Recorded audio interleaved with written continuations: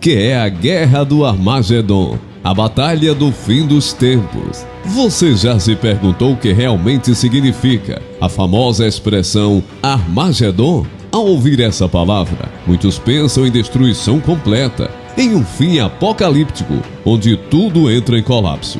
Mas por trás desse termo bíblico, carregado de mistério, existe um significado profundamente espiritual, que revela o ápice da luta entre o bem e o mal. Prepare-se para uma jornada de estudo bíblico e teológico, na qual vamos explorar o conceito de Armagedon, suas raízes na profecia e seus possíveis desdobramentos no cenário escatológico.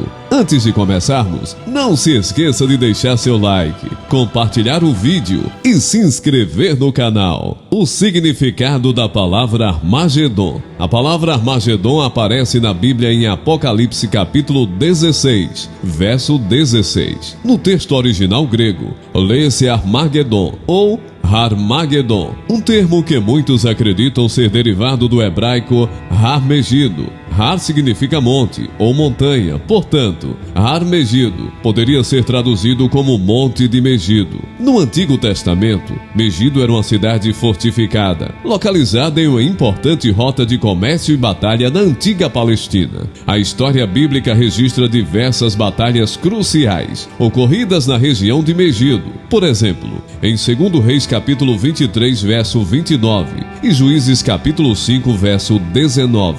Ao longo dos séculos, ela se tornou um símbolo de confrontos decisivos. Assim, o uso de Armagedon no livro de Apocalipse carrega a ideia de um embate final, uma batalha definitiva que culminará na intervenção divina. Para entender a guerra do Armagedon, é preciso observar não apenas a menção específica em Apocalipse 16, mas todo o contexto escatológico que perpassa as Escrituras, do Antigo ao Novo Testamento.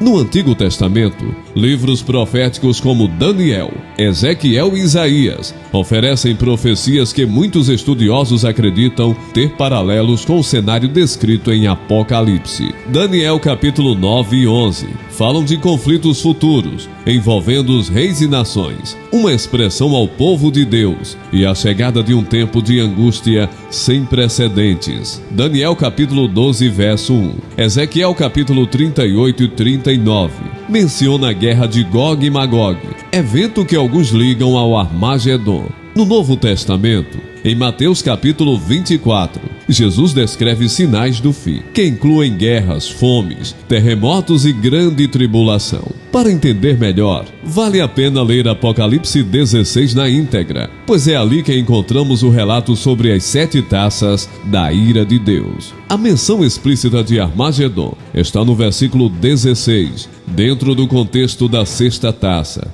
Então os 3 espíritos imundos foram os reis de todo o mundo, para reuni-los para a batalha do grande dia do Deus Todo-Poderoso. E os reuniu no lugar que em hebraico é chamado Armagedon. Apocalipse capítulo 16, versos 14 e 16. Note que é um ajuntamento de exércitos mundiais influenciados por espíritos imundos. A ideia central é que eles não se juntam por uma mera decisão política, mas por uma ação satânica que instiga os líderes terrestres a se oporem a Deus. A expressão "o grande dia do Deus Todo-Poderoso" evidencia que esse será um momento em que Deus agirá definitivamente contra a rebelião humana e espiritual. Logo na sequência, no capítulo 17, temos a visão da queda do sistema babilônico. E em Apocalipse 19, ocorre a descrição da volta de Cristo como o cavaleiro fiel e verdadeiro, aquele que julga e peleja com justiça.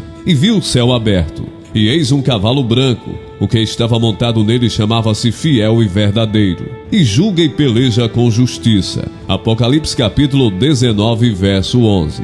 A partir desse ponto, muitos associam a batalha final do capítulo 19 com a própria batalha de Armagedon, mencionada no capítulo 16. Essa interpretação sustenta que os eventos descritos em Apocalipse não são sempre lineares, mas podem ser paralelos, apresentando ângulos diferentes de uma mesma realidade profética. A pergunta-chave: quando acontecerá o Armagedon? O momento exato do Armagedon é uma das questões mais debatidas pelos estudiosos da Bíblia. De forma resumida, podemos citar 3 principais escolas de interpretação escatológica. Uma, pré-milenista, crê que Jesus voltará antes de estabelecer um reino literal de 1000 anos na Terra. Dentro desse ponto de vista, muitos veem o Armagedon acontecendo imediatamente antes da instalação desse reino milenar.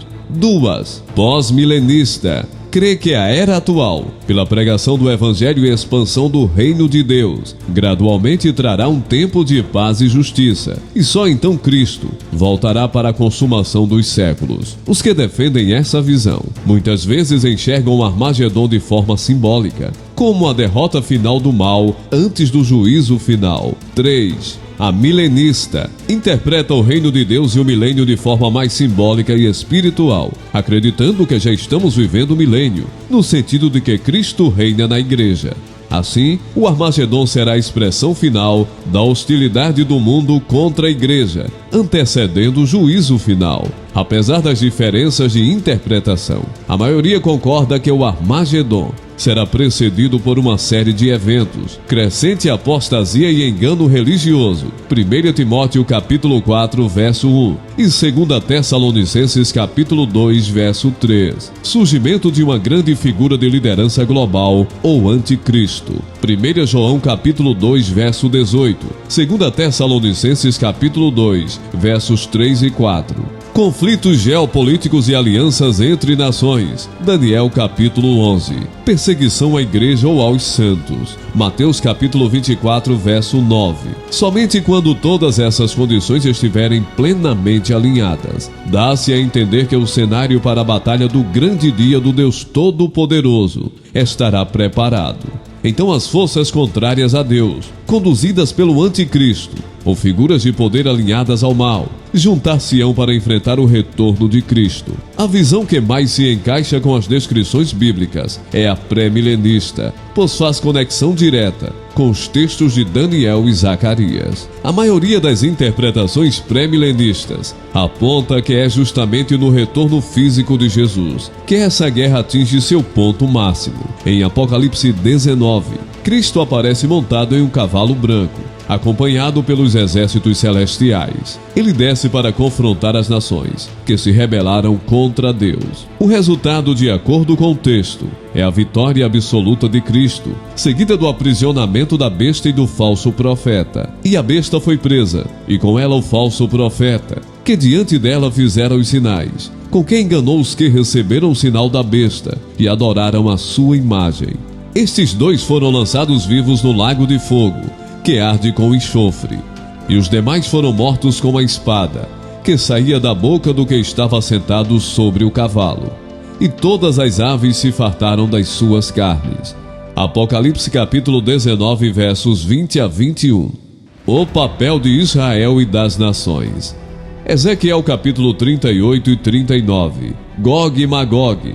Esses capítulos descrevem uma grande coalizão de nações que marcham contra Israel. Deus intervém poderosamente, trazendo julgamento sobre essas nações. Alguns intérpretes identificam Gog e Magog como um evento distinto do Armagedon. Outros, porém, veem paralelos e até mesmo acreditam que as profecias de Ezequiel sejam uma descrição profética do Armagedon. E subirás contra o meu povo de Israel, como nuvem para cobrir a terra.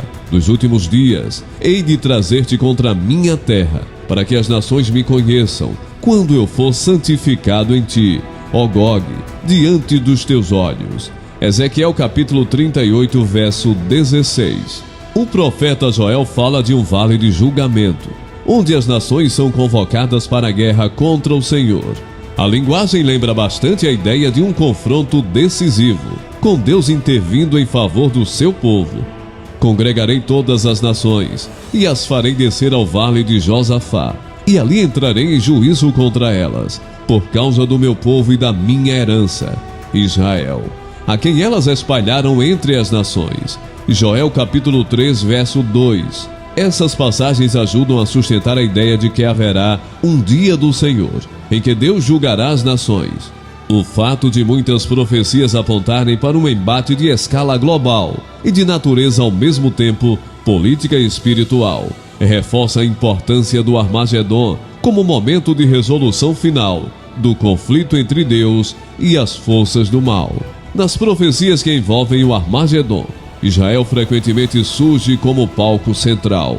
Existe a ideia de que o Oriente Médio e a cidade de Jerusalém desempenharão um papel estratégico no cumprimento profético.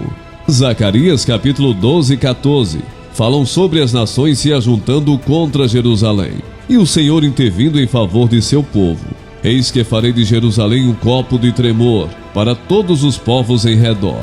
Naquele dia farei de Jerusalém uma pedra pesada para todos os povos. Todos os que a erguerem se ferirão gravemente. Naquele dia procurarei destruir todas as nações que vierem contra Jerusalém. Zacarias capítulo 12, verso 3 e 9. Há quem interprete que esse cerco a Jerusalém será o ponto de convergência para a batalha final do Armagedon, dada a importância histórica e espiritual dessa cidade na fé bíblica. Quanto às outras nações, o texto de Apocalipse 16 sugere um cenário global, em que os reis de todo o mundo, capítulo 16, verso 14, serão seduzidos pela besta e seus espíritos imundos. Isso implica uma coalizão internacional, não limitada apenas ao Oriente Médio. Por mais dramático que o tema do Armagedon possa parecer, afinal, fala-se de guerra, juízo e destruição. O cerne da mensagem bíblica é a vitória e restauração de todas as coisas. Logo em seguida, em Apocalipse capítulo 20, ocorre o aprisionamento de Satanás e posteriormente o seu julgamento definitivo no lago de fogo. Apocalipse capítulo 20, verso 10. Na perspectiva pré-milenista, imediatamente após o Armagedon, inicia-se o reino de 1000 anos, no qual Cristo reina sobre as nações. Ao final desse período, Satanás é solto por um breve tempo, enganando as nações novamente. Apocalipse capítulo 20, versos 7 e 8. Há uma última rebelião, que alguns identificam com uma nova menção de Gog e Magog, encerrando-se com o juízo final e o início do novo céu e nova terra. Apocalipse capítulo 21. O ponto unânime é: o mal não vencerá. A guerra do Armagedon, na narrativa bíblica, aponta para a soberania divina, que no tempo certo colocará um fim definitivo na rebelião. Lições espirituais. Ainda que possamos discutir quando exatamente se dará o Armagedon, ou mesmo como se desdobrarão cada um dos eventos, existe uma dimensão prática nesse tema para o cristão. 1. Vigilância. Em Mateus capítulo 24, verso 42, Jesus adverte a igreja a estar atenta e sóbria para o retorno do Filho do Homem. O estudo do Armagedon reforça a necessidade de viver cada dia com fidelidade, sabendo que a história caminha para um clímax planejado por Deus. 2. Confiança na soberania de Deus. As profecias sobre o fim dos tempos podem parecer assustadoras, mas a mensagem central é que Deus está no controle, nada foge ao seu plano. 3. Esperança. Saber que o mal será julgado e que a justiça de Deus prevalecerá traz consolo para os que sofrem perseguição e injustiça. 4. Santidade. O chamado para ser santo e irrepreensível é ressaltado em passagens como 2 Pedro capítulo 3, versos 11 e 12, que ao falar sobre o futuro julgamento de Deus, pergunta que pessoas deveis serem santo proceder e piedade. Conclusão. Qualquer tentativa de marcar datas específicas cai na advertência de Jesus em Mateus capítulo 24, verso 36. Porém, daquele dia e hora, ninguém sabe, nem os anjos no céu, nem o Filho, senão somente o Pai. Embora a Bíblia ofereça sinais e um panorama do que acontecerá, ela não provê uma data exata. Portanto, em vez de buscar previsões de calendário, o cristão é chamado a discernir os tempos e viver em santidade, pronto para encontrar-se com Cristo a qualquer momento. O estudo do Armagedon, dentro da perspectiva bíblica e teológica, aponta para uma realidade maior. O propósito soberano de Deus em julgar o pecado redimir seu povo e inaugurar uma era de justiça. Embora haja mistérios quanto aos detalhes exatos, e mesmo divergências saudáveis entre correntes escatológicas, a verdade fundamental permanece. O triunfo de Deus sobre o mal está garantido. Para o cristão, o Armagedon não deve ser encarado como um filme de terror, mas como uma confirmação de que a justiça de Deus prevalecerá. Traz encorajamento para a perseverança, pois assim como Cristo venceu na cruz, ele triunfará definitivamente no fim dos tempos. Para a igreja, é um chamado à unidade e à preparação do Evangelho. Se caminhamos para um clímax da história, toda urgência recai sobre o anúncio das boas novas de salvação. Também é um lembrete de que, apesar de tribulações e perseguições, a igreja deve permanecer firme, pois o Senhor será seu defensor supremo.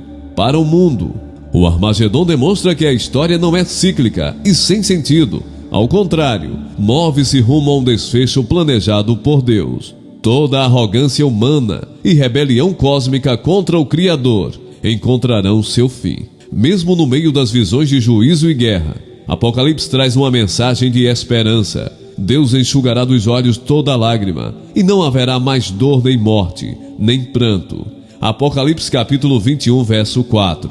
Se por um lado o Armagedon fala de confronto, juízo e destruição daquilo que se opõe a Deus, por outro, aponta para o início de um novo tempo, onde a justiça habitará de modo pleno. Você que está assistindo esse vídeo no canal Logos Conservador, você pode virar membro, terá acesso a vídeos antecipados, sem anúncios e alguns vídeos exclusivos só para membros e muito mais. É só clicar no botão, torne-se membro agora. Deus o abençoe.